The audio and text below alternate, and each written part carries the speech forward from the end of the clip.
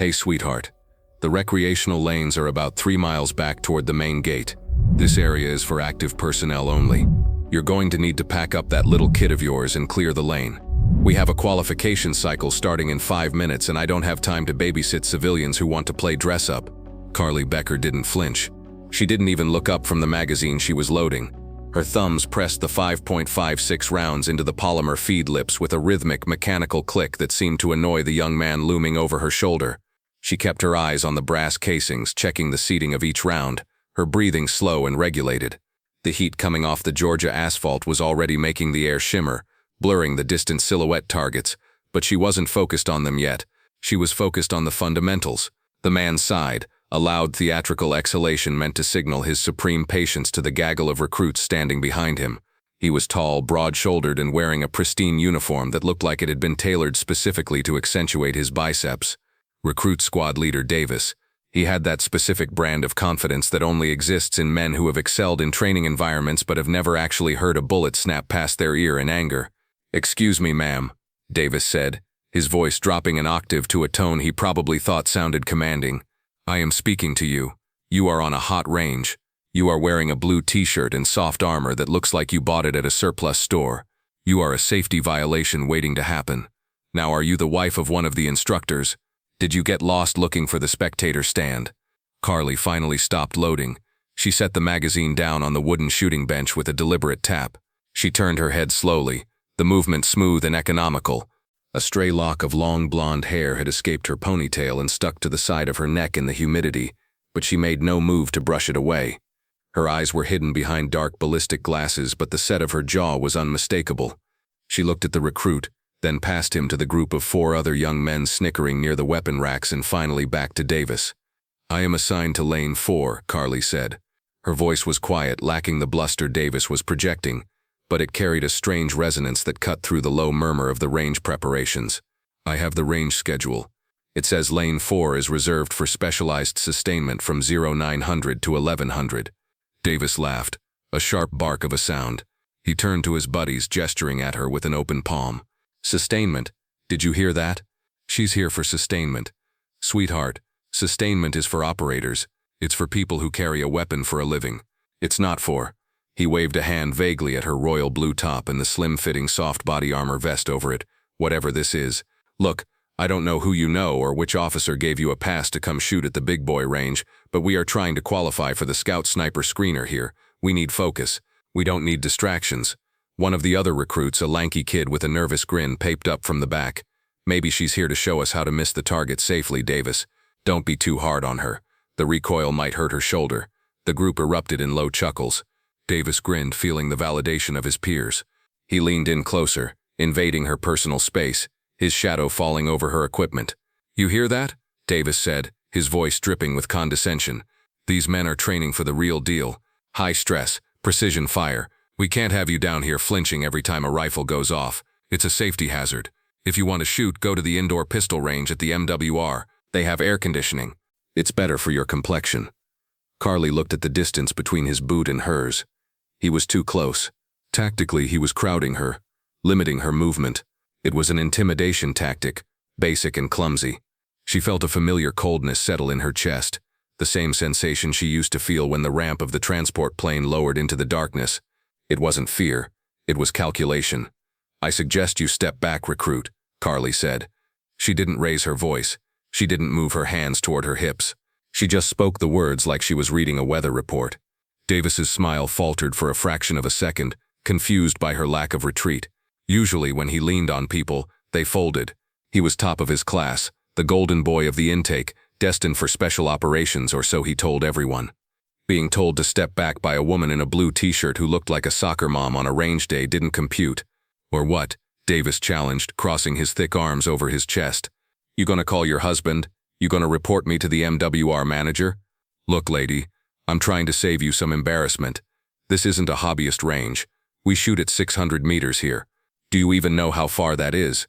Do you know what windage is? Do you know the ballistics coefficient of the rounds you're holding?" He reached out and picked up the magazine she had just loaded.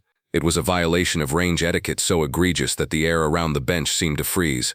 "You never touch another shooter's gear without permission. Never. That's civilian ammo, isn't it?" Davis sneered, inspecting the rounds. Probably 77 grain. Trying to buy accuracy because you can't shoot? Carly's hand moved.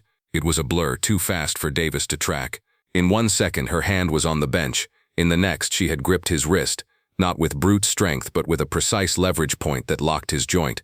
She didn't twist, she just applied pressure. Davis's fingers reflexively opened, and the magazine dropped back onto the table with a clatter. "Don't touch my gear," Carly said. Her tone hadn't changed, but the temperature on the range seemed to drop 10 degrees. Davis yanked his hand back, rubbing his wrist, his face flushing a deep, angry red. The laughter behind him stopped instantly. He had been touched, handled, by a civilian woman in front of his squad. His ego, fragile and inflated, cracked wide open. "You just made a big mistake," Davis hissed, his voice trembling with rage. "That's assault. I can have the MPs down here in 2 minutes. You put your hands on a service member. Do you have any idea how much trouble you're in?" Carly turned back to her rifle bag. She unzipped it slowly, revealing a custom-built lower receiver that had seen better days. The finish was worn down to the aluminum on the magwell and the safety selector. It wasn't a shiny off-the-shelf toy. It was a tool that had been used hard. "Call them," Carly said, pulling the rifle out and inspecting the chamber. "Call whoever you want, but if you're staying on this range, you're going to be quiet. I have work to do." Davis looked around, frantic for a way to regain dominance. He saw the range safety officer's shack about 50 yards away. The RSO, a bored-looking staff sergeant, was reading a magazine, oblivious to the altercation. Davis turned back to Carly, his eyes narrowing. "You think you're tough because you know a little wrist lock?" Davis spat. "You think that makes you a shooter? Fine. You want to stay on lane 4? Stay. But when the RSO comes down here for the safety brief, I'm going to have you removed for aggressive behavior and incompetence. And until then, I'm going to watch you. I'm going to watch every single shot you take, and when you miss, because you will miss, I'm going to laugh you off this base." He turned to his squad. "Form up behind the benches. We're going to watch the lady embarrass herself before the real shooters start." The recruits shuffled nervously. They sensed something was off. The way she stood, the way her gear was worn, the way she hadn't looked at Davis when he was yelling, it didn't fit the profile of a clueless spouse. But Davis was their leader, the alpha of the pack, and momentum was a hard thing to break. They formed a loose semicircle behind lane 4. Arms crossed, smirks returning to their faces as they prepared for the show. Carly ignored them. She pulled a headset from her bag. It wasn't the standard issue bulky green clamshells the recruits wore. It was a slim, high-end comms headset, battered and taped together on one side with electrical tape. As she slid it over her ears, her fingers brushed the scar tissue behind her left earlobe, a jagged reminder of glass fragmentation from a breach in a province most of these boys couldn't find on a map. Flashback. The wind was howling through the valley, kicking up a wall of brown dust that tasted like copper and ancient dirt. The radio chatter was a chaotic stream of screaming call signs overlapping, panic rising. "Viper 2 is pinned, taking heavy machine gun fire from the ridgeline. We can't move." She was prone on the rocky outcrop, the shale biting into her elbows through her uniform. The heat was suffocating. Through the scope, the world was reduced to a singular, shaking circle of optics. The target was a machine gun nest, 800 meters out, elevated, firing down into the convoy. The gunner was barely visible, just a flash of muzzle and a silhouette behind sandbags. "Shooter, can you see him?" The spotter's voice was tight, breathless. "Negative on the body," she whispered, her throat parched. "I see the muzzle flash. Wind is full value, left to right, gusting 20. If you miss, they zero in on us." She didn't feel fear. She felt the math. Distance, wind, Coriolis effect, spin drift. It wasn't about the enemy. It was about the physics. She exhaled, emptying her lungs until her body was a stone. The crosshair drifted, settled, and held. She didn't pull the trigger. She pressed it, a surprise break that sent the recoil straight back into her shoulder. The rifle barked, a singular note of defiance in the chaos. 1 second, 2 seconds. The radio silence was deafening. Then target down. Target down. Viper 2 is moving, back on the range. Carly blinked, the memory receding like the tide. She snapped the upper receiver onto the lower and pushed the takedown pins in. The rifle was assembled. She grabbed a staple gun and a target sheet from her bag. "Hey," Davis yelled, stepping forward again. "You can't go down range yet. The line isn't cold." Carly pointed to the red flag on the pole. It was down. The range was cold. The RSO hadn't raised the red flag yet. She walked past Davis, carrying her target, her gait smooth and purposeful. God, she's oblivious. Davis groaned to his squad. "She's going to get someone killed. Look at her. She walks like she's strolling through a mall."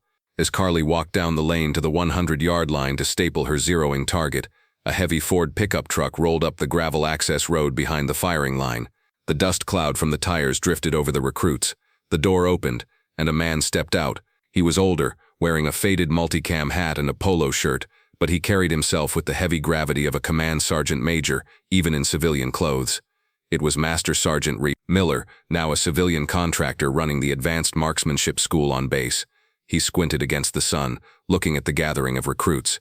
He saw Davis posturing, the squad giggling. Then his eyes tracked downrange to the figure in the blue shirt walking back from the target stands. Miller froze. He lowered his sunglasses, his eyes narrowing as he focused on the woman's walk, the lack of wasted movement, the position of her head, constantly scanning even on a cold range. He looked at the royal blue shirt, then at the recruits. He reached into his pocket and pulled out his phone. He dialed a number, his eyes never leaving Carly. "Yeah, it's Miller," he said into the phone, his voice rough like gravel. "You're not going to believe who just walked onto range 7. No, listen to me. You need to get the battalion commander on the line." "Yeah, Becker is here." "Carly Becker." "No, she didn't call ahead. She's just here. And I've got a bunch of green recruits giving her a hard time. It looks like they're trying to kick her off the line." He listened for a moment, then let out a low, dry chuckle. "Yeah, I know. I'm not going to stop it. She needs to clear the pipes. But you better get down here. If she decides to teach them a lesson, I want it on video for the training library." "Okay, hurry up." Miller hung up and leaned against the truck, crossing his arms. He watched Davis shouting something at Carly as she returned to the firing line. Miller shook his head, a mixture of pity and anticipation on his face. "You poor dumb bastard," Miller whispered to himself. "You just kicked a hornet's nest and you think it's a piñata." Carly returned to the bench. Davis was waiting for her, a smug look on his face. "I checked your target." Davis lied. "You put it up crooked. Shows a lack of attention to detail. If you can't even staple paper straight, how are you going to hit it?" Carly didn't respond. She sat down at the bench. She didn't use the sandbags provided. She pulled her own shooting bag from her kit, a small, dense beanbag that she wedged under the stock of her rifle. She adjusted her scope, dialing in the parallax. The RSO finally blew the whistle. Range is hot. Eyes and ears. The red flag went up. The recruits scrambled for their ear protection, fumbling with their gear. Davis stood right behind Carly, crossing his arms, waiting for the first shot. He wanted to criticize her stance, her grip, her flinch. He was ready with a dozen corrections. Carly loaded the magazine. She racked the charging handle. The sound was crisp, metallic, final. She settled into the rifle. Her cheek weld was perfect. Her elbows were tucked. Her breathing stopped. She didn't take a warm-up shot. She didn't fire a fouling round into the berm. Crack. The rifle jumped slightly, straight back. No muzzle rise. The casing spun through the air and landed on the concrete. Missed. Davis shouted immediately over the ringing in his ears. "I didn't see dust. You went high. You're anticipating the recoil. You're jerking the trigger." Carly didn't move her head from the stock. She didn't cycle the bolt. It was semi-auto. But she waited for the reset. Click. Crack. Another casing. Same spot on the concrete. "Way left," Davis yelled, stepping closer, actually leaning over her to look downrange, though he didn't have a spotting scope. "You're torquing the grip. Relax your hand. God, this is painful to watch." Crack. Crack. Crack. 5 shots. 5 seconds. A fast cadence for precision fire, almost reckless. Carly engaged the safety and set the rifle down. The bolt was locked back, the chamber empty. Davis laughed, shaking his head. "Well, that was a waste of ammo. You fired 5 rounds and I didn't see a single impact on the backstop. You probably put them over the berm. That's a safety violation, sweetheart. You're sending rounds into the next county." He turned to his squad, who were all watching with amused grins.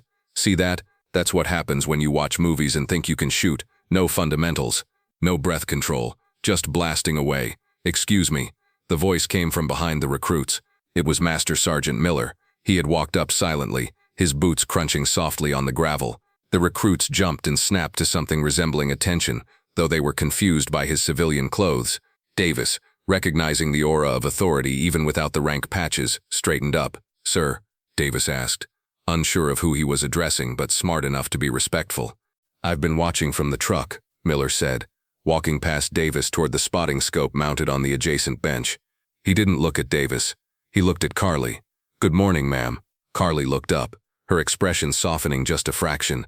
"Miller, didn't know you were still running the circus." "I try to keep the clowns in the car," Miller said, a slight smile touching his lips. He leaned down and looked through the high-powered spotting scope aimed at Carly's target, 100 yards downrange. Davis couldn't help himself. "She's all over the place, sir. I was just trying to give her some pointers. She sent 5 rounds over the berm. I was about to call the RSO to have her removed for safety." Miller stayed on the scope for a long moment.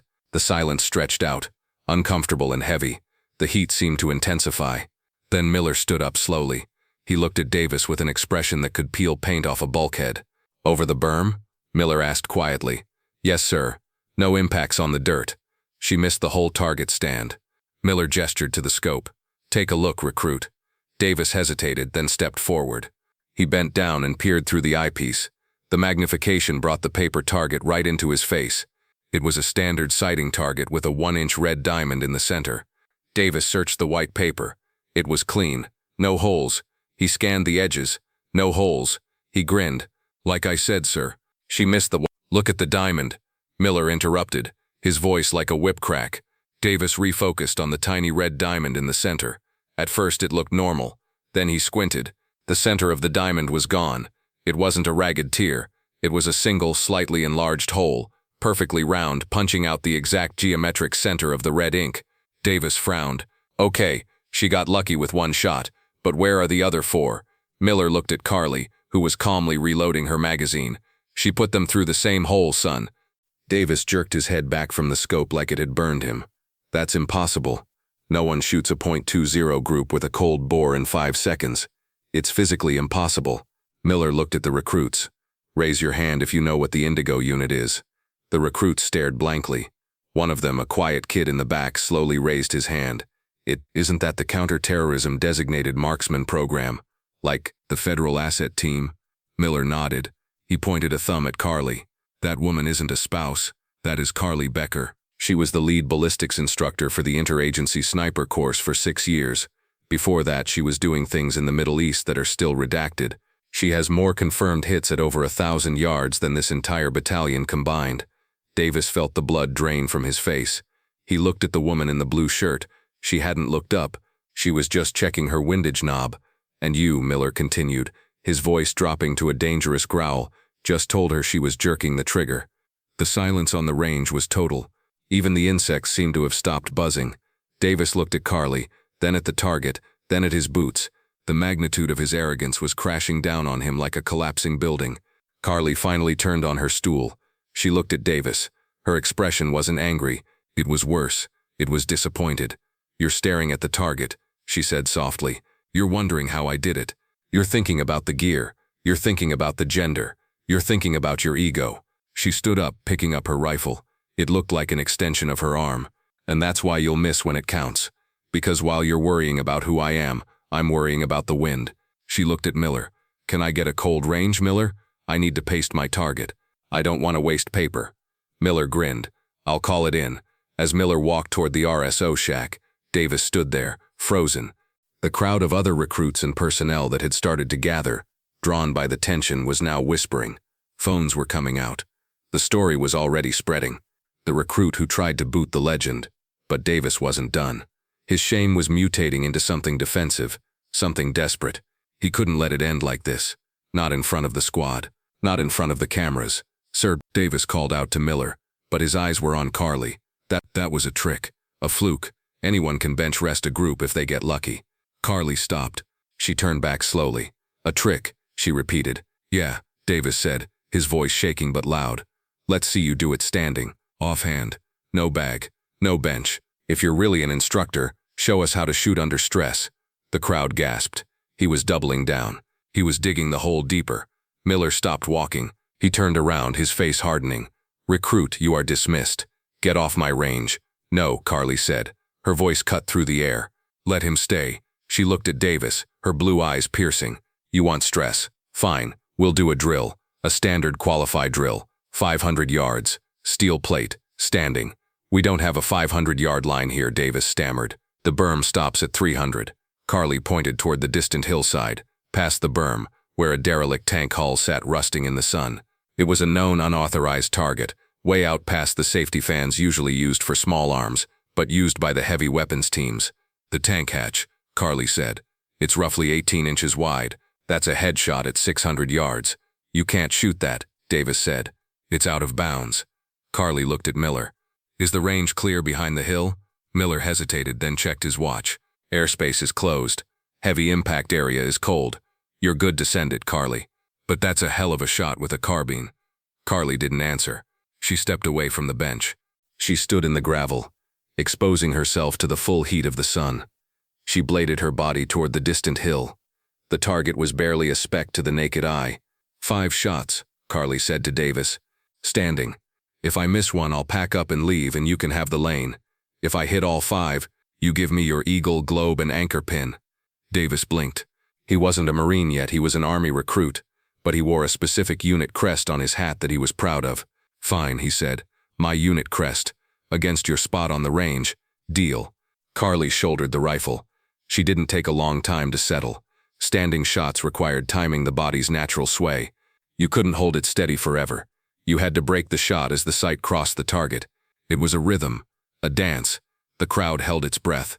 The distance was extreme for a 5.56 carbine without magnification. She was using a low-power variable optic, but even then the holdover would be significant. She fired. Ping. The faint delayed sound of metal on metal drifted back on the wind a full second later. A hit. Davis's jaw dropped. She didn't lower the rifle. She cycled the bolt mentally, finding the rhythm. Ping. 2. Ping. 3. Ping. 4. She paused on the 5th shot. The wind picked up, swirling dust around her legs. Davis was praying for a miss.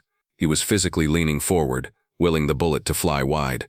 Carly adjusted her stance slightly, leaning into the wind. She exhaled. Ping. 5 for 5. 600 yards. Standing. She lowered the rifle and engaged the safety. She didn't look at the target. She looked at Davis. She held out her hand. The pin, she said. Davis stared at her. He looked at the distant hill, then back at her.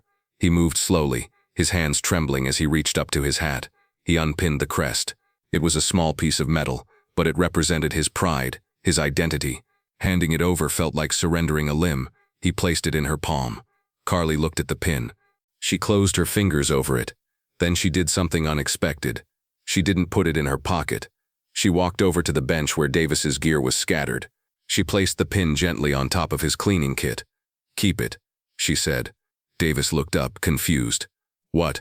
You need it more than I do, Carly said, her voice devoid of mockery now.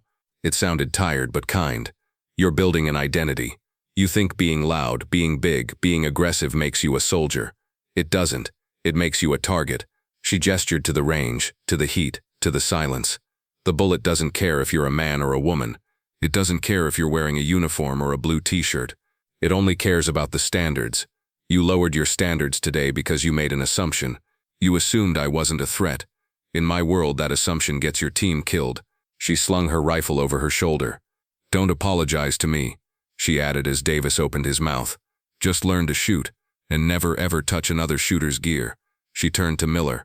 I'm done here, Mike. Too much chatter. I'll come back when the professionals are on the line. Miller nodded, snapping a salute that was casual but deeply respectful. See you around, Carly.